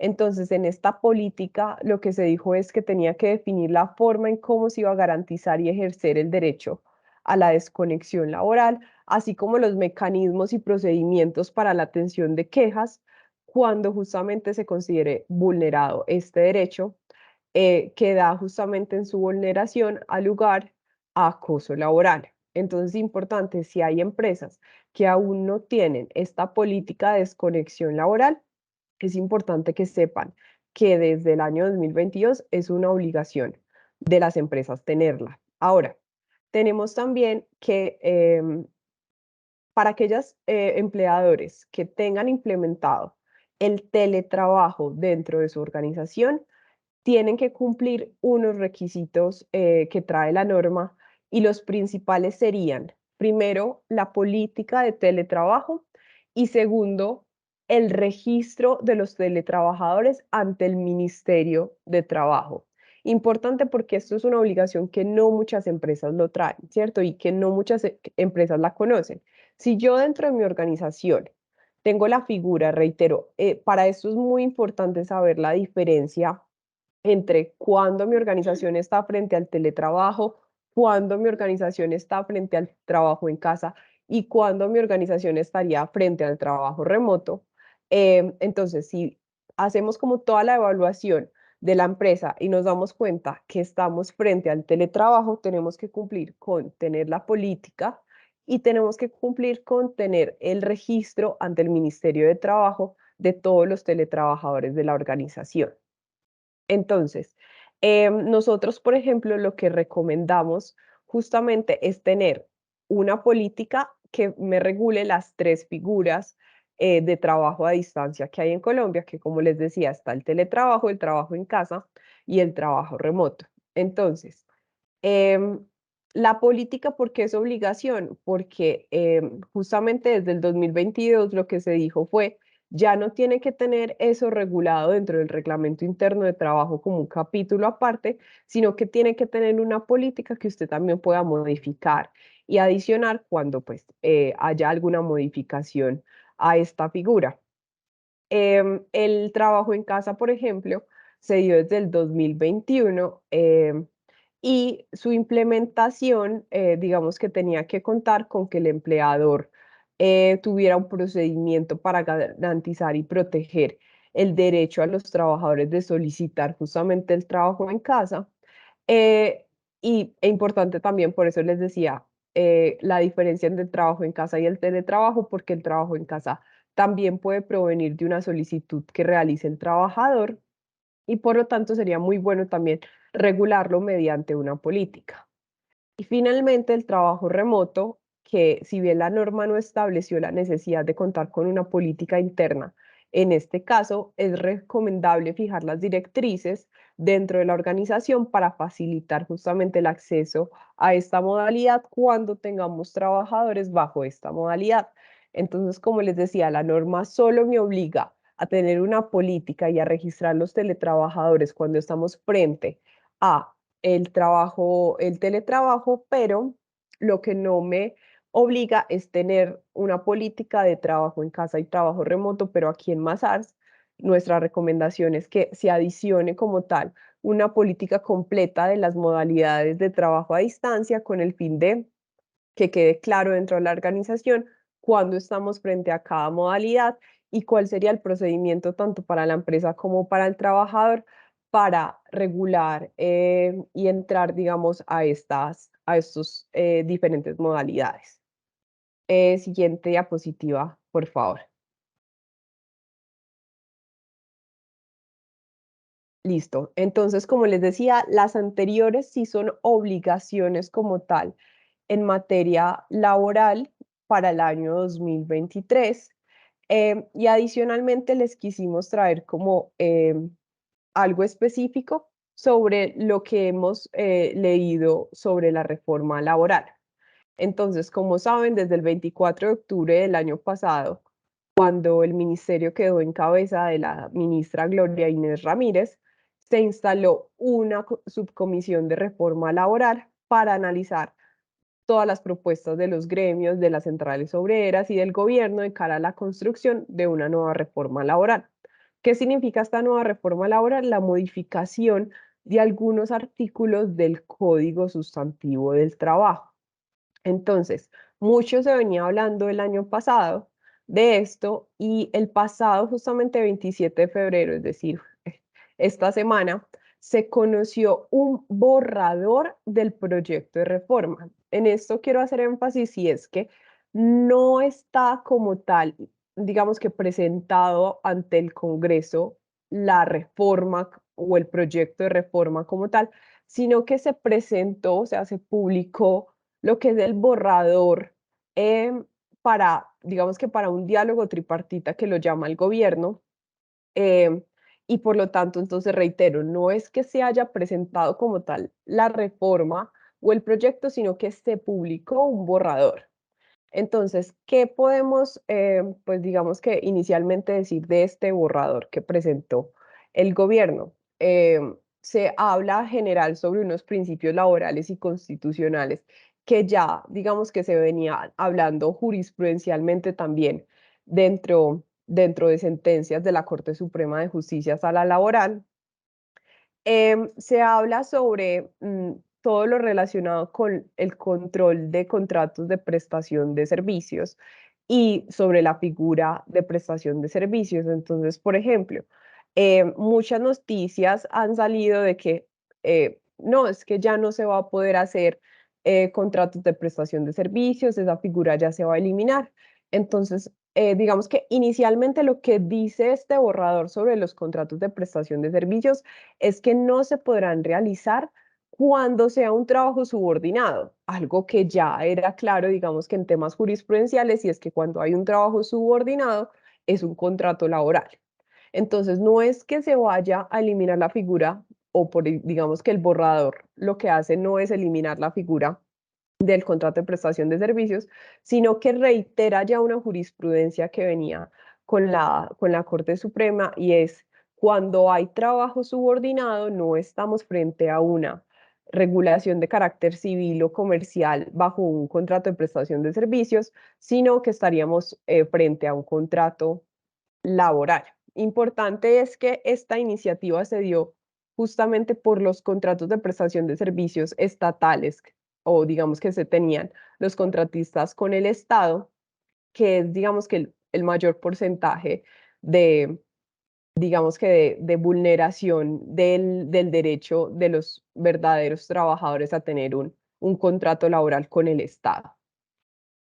Se habló también este borrador sobre la jornada nocturna y recargos. Entonces, como venía también diciéndose en las noticias y por parte de la ministra, ellos lo llaman pues como volver a las normas que teníamos antes, y es la jornada nocturna a partir de las 6 de la tarde y la jornada diurna a partir pues ya de las 6 de la mañana.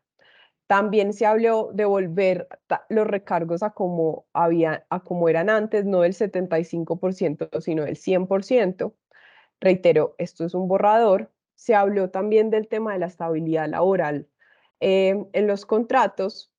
Importante, este borrador, por ejemplo, lo que trajo fue incluir jurisprudencia que, como bien algunos saben, en materia laboral nosotros tenemos la obligación de cumplir no solo lo que diga el Código Sustantivo del Trabajo, sino lo que diga la jurisprudencia, y es el conjunto de las sentencias de la Corte Suprema de Justicia. Entonces, lo que trajo también este borrador es incluir ya esa jurisprudencia sobre en qué casos estaríamos en estabilidad laboral reforzada y en qué casos no estaríamos dentro de esa estabilidad laboral reforzada.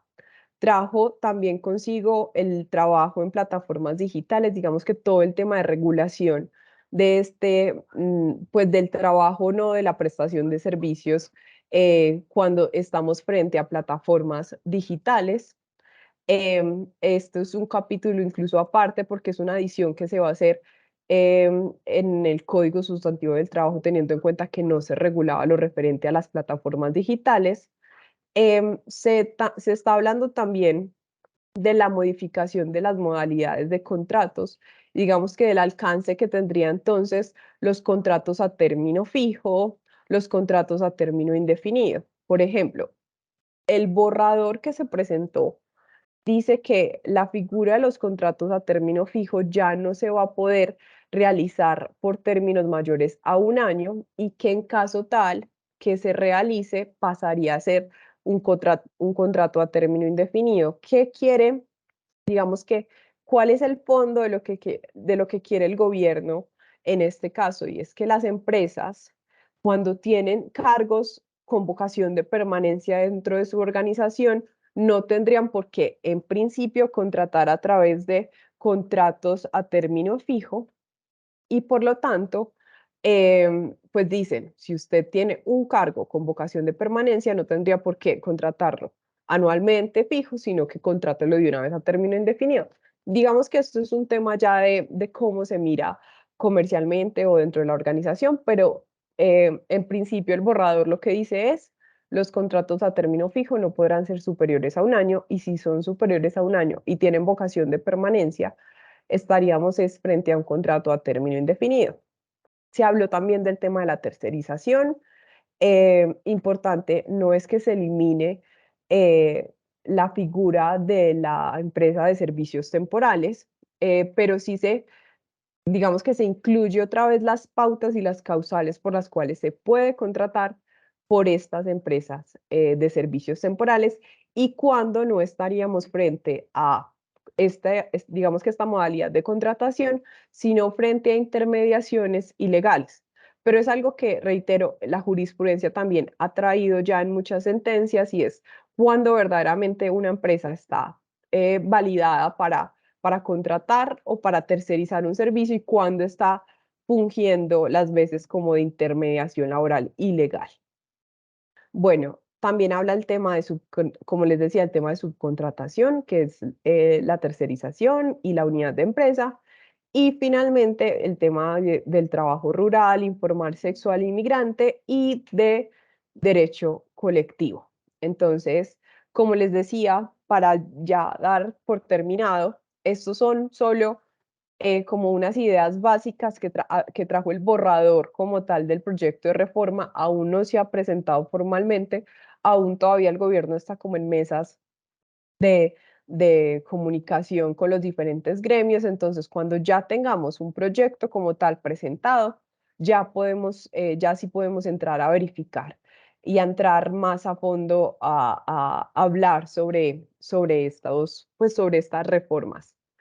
Perfecto, entonces yo creo que hasta aquí las obligaciones en temas laborales y podemos dar espacio estos 15 minutos que faltan para preguntas.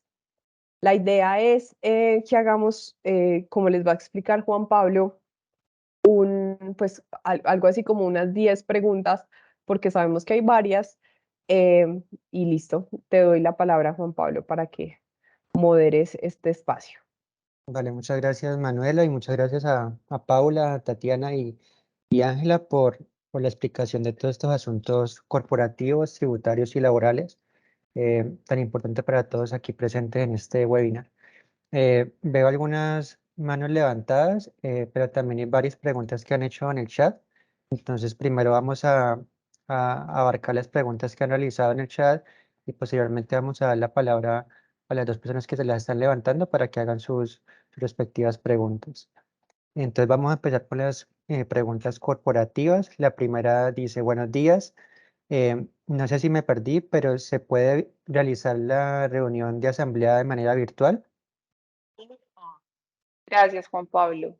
Sí, en efecto, las reuniones de la Asamblea de Accionistas se pueden realizar de forma presencial o de forma virtual.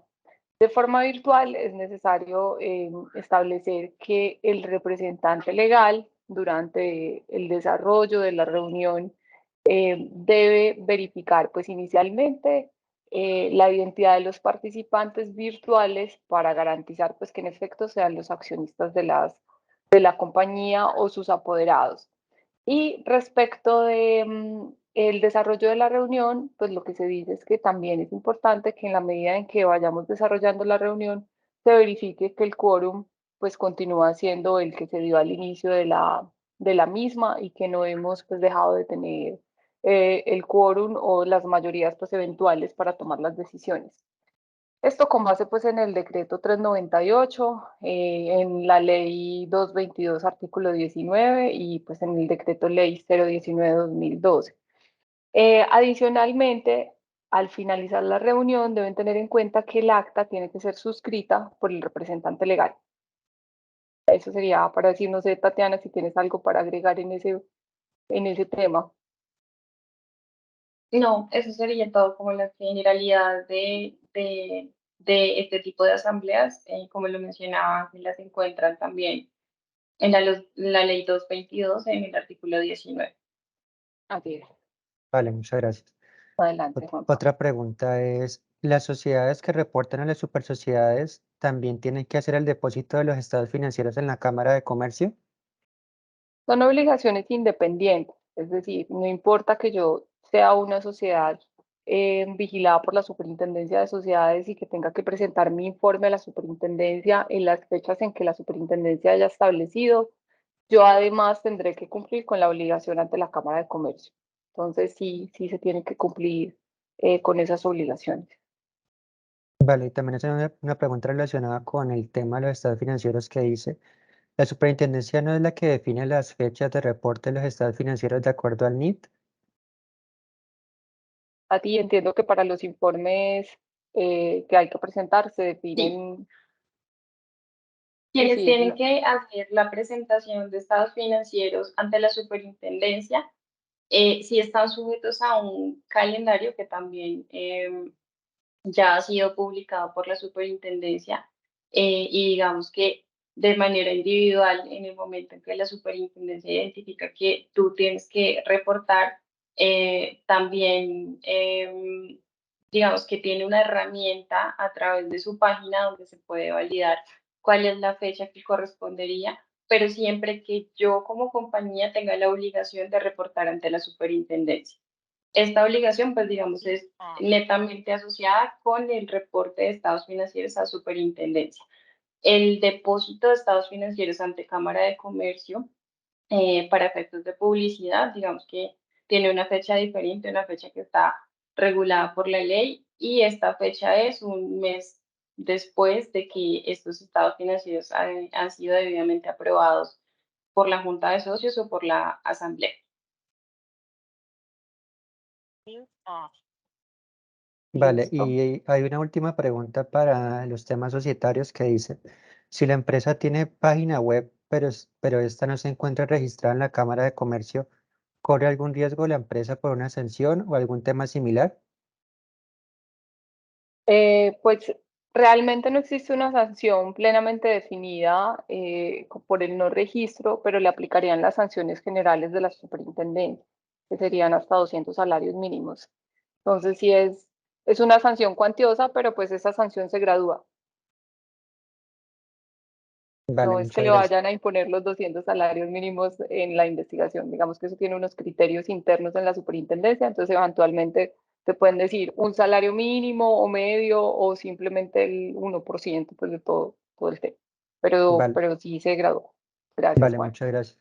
Me dice que para temas de la organización, quienes tengan la mano levantada, por favor, pueden dejar su pregunta en el chat para así poderla evacuar más fácilmente. Seguimos entonces con las preguntas en temas tributarios. Preguntan, como bien lo señalan en el RV, o sea, el Registro Único de Beneficiarios Finales, debe presentarse antes del 31 de julio de este año. Sin embargo, ¿con qué corte se supone que debe reportarse esa información?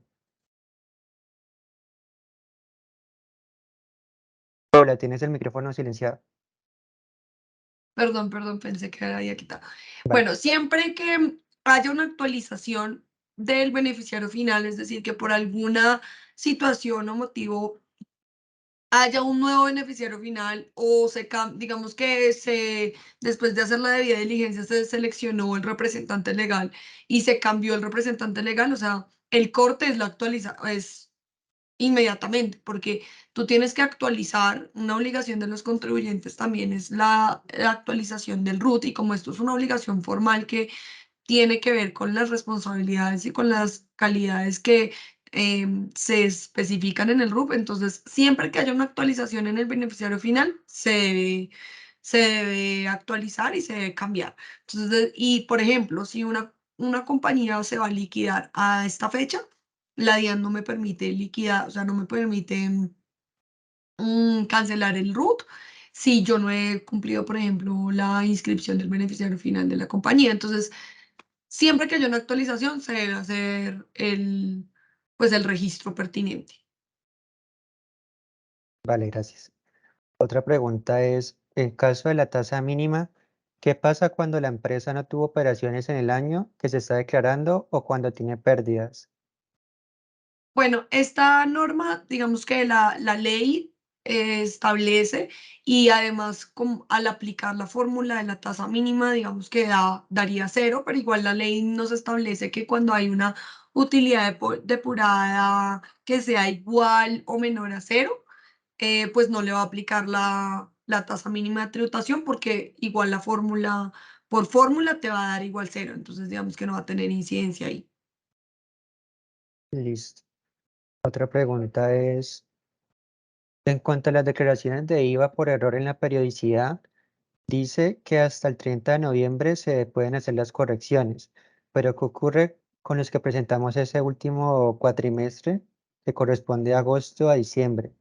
Aquí está el bimestre 6. En este caso tocaría pagar la sanción e intereses de mora. La fecha del 30 de noviembre es que a 30 de noviembre de 2022 se consideren sin efecto legal. Es decir, que esa última, si tú estás presentando la declaración pues, de IVA en el periodo que no corresponde, igualmente esa última declaración va a estar sin efecto. Entonces, en la fecha del 30 de noviembre no es que yo tengo hasta el 30 o tuvieron hasta el 30 de noviembre de 2022 para corregir, no, sino que a 30 de noviembre de 2022 se considere esa declaración como pues sin efectos, porque se presentó en un periodo diferente. Entonces, el 30 de noviembre no es el límite para presentar la corrección o o presentarla nuevamente, sino que a esa fecha se entienda como sin efectos esa declaración. Entonces, pues digamos que ahí igual sí se entendería que esta última declaración pues no tiene efectos, por ende pues sí le podría aplicar, porque es a 30 de noviembre sin efecto, no que a 30 de noviembre haga la corrección. Vale, y una última pregunta es, ¿los beneficios por becas, ciencias y tecnología y generación de empleo están limitados al 3% también? Todo lo que sea descuento, deducción, cualquier beneficio tributario va a estar limitado al 3% de la renta líquida agravable. Digamos que ese beneficio de lo del primer empleo es un aporte que hace el Estado, entonces digamos que eso no se tendría que tener en cuenta porque es el aporte. El beneficio no es una deducción ni un descuento ni nada por el estilo, pero sí, todo va a estar limitado. Listo, muchas gracias, Pablo. Ahorita hay algunas preguntas para los temas laborales. La primera es, si el empleado vive en el lugar de trabajo, ¿se le debe pagar el subsidio de transporte? Bueno, como les dije también en la presentación y para abarcar un poco más esa respuesta, y es, si vive como tal en el lugar como las empleadas de trabajo doméstico, no tendría lugar al pago del auxilio de transporte. ¿Qué pasa? Hay otra excepción, y es cuando el empleador es quien otorga el transporte, pues digamos que de esas rutas que hacen, pero lo que ha dicho la Corte es, si el trabajador se tiene que trasladar a esos puntos de acopio de las rutas, aún así dando el transporte principal hasta la empresa, que sería esos buses, se tiene que pagar el auxilio de transporte. Vale, muchas gracias. Y la otra pregunta es, ¿para qué profesiones aplica la jornada laboral especial? Bueno, yo creo que de pronto hay que entender qué es la jornada laboral especial. Lo que yo les decía ahorita de la reducción de la jornada es para todos los puestos de trabajo, es a todos los cargos, todas las jornadas. Toda la jornada de todas las empresas debe disminuir este año a 47 horas y para el 2026 a 42 horas. ¿Qué pasa? Hay jornadas, yo les llamo jornadas especiales dentro, o digamos que son diferentes su distribución, que se encuentran reguladas dentro del Código Sustantivo del Trabajo, que es la jornada por turnos del artículo 165 o la jornada de 36 horas del artículo también del Código Sustantivo del Trabajo. Entonces, digamos que esas son diferentes formas de distribuir la jornada que el mismo Código Sustantivo del Trabajo, y no habla tanto respecto a cargos como tal de la empresa, sino respecto a si las actividades del trabajador son continuadas o no, y eso ya también dependerá de la actividad de la empresa, y de la necesidad de la empresa de tener turnos o no, o de mantener continuamente sus plantas de trabajo, o si se trata solo de empresas administrativas con un horario específico. Vale, la última pregunta es, ¿cómo se aplicaría a los contratos por hora o labor contratada? Creo que esta pregunta está marcada en el tema del borrador de la De la reforma jor- laboral. Exacto, bueno, ¿qué pasa? Dentro del borrador, reitero, borrador del proyecto de reforma, sí tocan temas, como les decía, respecto al contrato a término fijo, respecto al contrato a término indefinido, y habló sobre el contrato por obra o labor. No lo excluyo de la regulación, es decir, todavía sigue, pues el borrador no lo eliminó, pero lo que sí especificó, y reitero esto también porque jurisprudencialmente se ha dado así, y es las razones por las cuales se contrata a través pues, de este tipo de contrato. ¿Por qué? Porque el contrato el contrato por obra o labor justamente está sujeto a una obra o labor determinada, y lastimosamente hay empresas que utilizan esta figura para cargos con vocación de permanencia a la empresa. Entonces, por ejemplo, contratan un contador por obra o labor cuando son contadores que han durado años. Entonces, la idea es que digamos que podemos realizar una auditoría en las empresas de qué cargos verdaderamente estamos utilizando el tipo de contrato correcto, con el fin justamente de evitar, ya llegada la reforma y llegada pues la ley que va a modificar o a regular todo eso, tengamos la tranquilidad de que ante la llegada del Ministerio de Trabajo podamos estar cumpliendo con todo, o incluso para evitar pues demandas directas por parte del trabajador. Listo, muchas gracias, Manuela.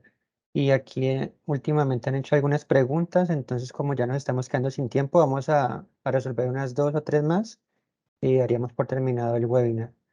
Una de las preguntas es, buen día a todos. ¿Las empresas en liquidación voluntaria deben presentar los estados financieros 2022?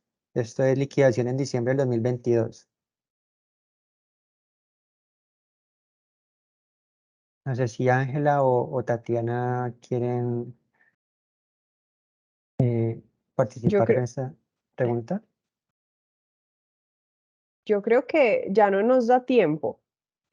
O de pronto si Tati está por ahí, Ángela ya salió, pero si Tati no Sí. está por ahí, bueno, ahí te veo. Las empresas perdón, qué pena, me están diciendo que ya no tenemos mucho espacio para contestar preguntas, pero respecto a las empresas que están en proceso de liquidación voluntaria, digamos que tienen que tener, para poder llevar a cabo este proceso de liquidación, tienen que cumplir con ciertas obligaciones, pero en cuanto a depósito de estados financieros, entendería que inicialmente no deben hacerlo. Sí deben cumplir con la obligación, por lo menos a nivel de renovación de matrícula, porque la Cámara sí les exige tener como todas sus obligaciones al día para poder proceder con todos los trámites concernientes a la liquidación. Vale, muchas gracias, Tatiana. Entonces, como nos comentan, pues ya nos hemos quedado sin tiempo. ¿Alguna otra pregunta que tengan, pues la pueden remitir a alguno de nuestros ponentes? Creo que en el chat ya dejaron los correos de cada uno de nuestros Eso gerentes. iba a decir, ya dejamos en el chat los correos de cada persona que intervino acá. Entonces, si tienen alguna duda, por ahí. Y también si que requieren que los apoyemos con el cumplimiento de algunas de las obligaciones que abarcamos en este webinar, también nos pueden contactar, ya sea para temas pues, de Sagrilá, de registro único de beneficiarios finales, de políticas laborales, con mucho gusto los atenderemos. No sé, Chao no a siendo todos, que más, estén muy bien. entonces damos por terminar el Sí. webinar. Muchas gracias a todos por su asistencia. Chao. Chao Hasta Feliz luego, a muchas día. todos. gracias. Hasta luego.